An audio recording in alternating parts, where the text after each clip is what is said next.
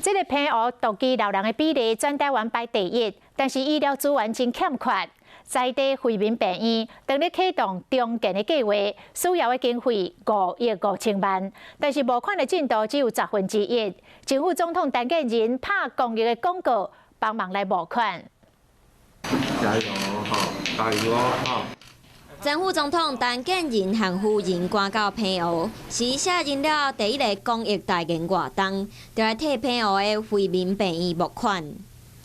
如果老人长照的计划能够做得很好，实际上就可以减轻年轻人的工作上的负担。也是老人是很妥当的一个照顾，所以希望大家能够合作来帮忙我们。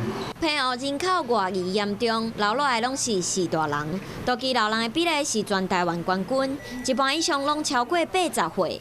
5年了后，失能失智的4大人恐惊超过4500人，希望透过更较侪照顾的所在来甲因合作。